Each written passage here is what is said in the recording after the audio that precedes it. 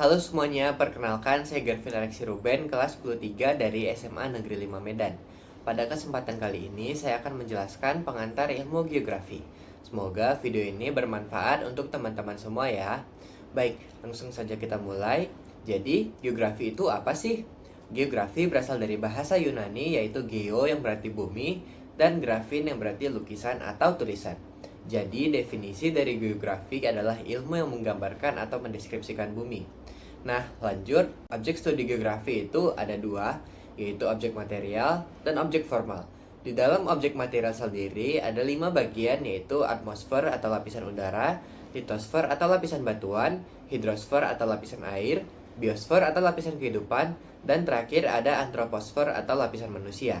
Nah, tentunya kita akan berpikir, loh, manusia kan makhluk hidup juga. Kenapa nggak masuk ke dalam kategori biosfer aja tuh? Nah, jadi karena interaksi antar manusia dianggap begitu rumit, maka para ahli pun memutuskan untuk memisahkan antroposfer dengan biosfer. Lalu, objek studi yang kedua adalah objek formal.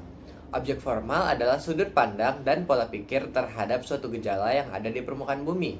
Selanjutnya, unsur geografi ada dua, yaitu keadaan alam yang bersifat tidak dinamis jika dibandingkan dengan manusia dan memiliki 3 aspek, yaitu aspek topologi, biotik, dan non-biotik. Lalu ada keadaan manusia yang bersifat dinamis dan kreatif dan meliputi lingkungan sosial dan masyarakat.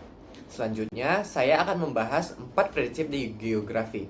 Yang pertama adalah prinsip distribusi. Prinsip ini menyatakan penyebaran fenomena dan fakta di muka bumi yang tidak merata. Yang kedua, ada prinsip interrelasi yang menjelaskan hubungan timbal balik antar suatu fenomena dengan fenomena lainnya.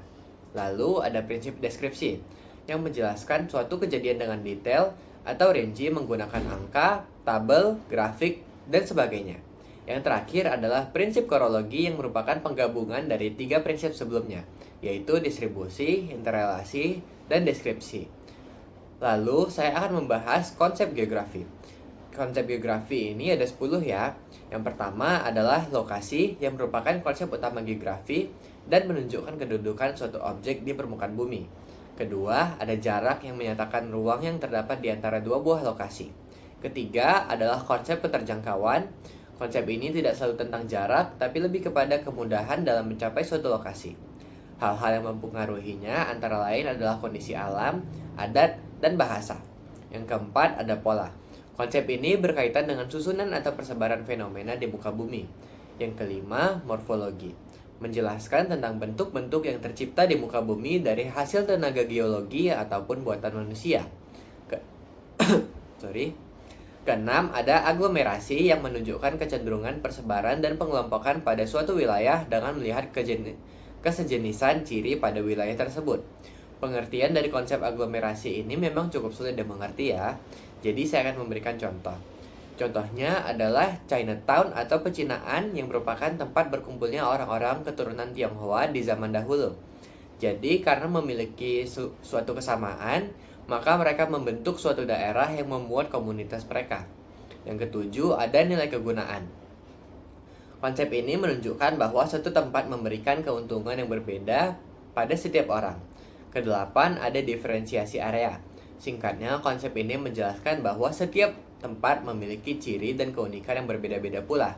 Kesembilan, ada konsep interaksi dan interdependensi yang menjelaskan hubungan yang saling ketergantungan atau timbal balik dari suatu wilayah atau fenomena dengan wilayah atau fenomena lainnya. Lalu yang terakhir adalah keterkaitan antar ruang. Konsep ini menunjukkan tingkat hubungan antar wilayah yang mengarah pada hubungan sebab akibat.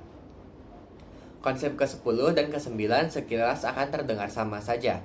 Namun, ingat kata dari bahasa Inggris yaitu depends yang berarti tergantung. Sehingga konsep interaksi dan interdependensi lebih mengarah pada ketergantungan, sedangkan konsep keterkaitan antara ruang lebih mengarah kepada hubungan sebab dan akibat. Nah, sekian saja video dari saya. Terima kasih dan mohon maaf bila ada kekurangannya.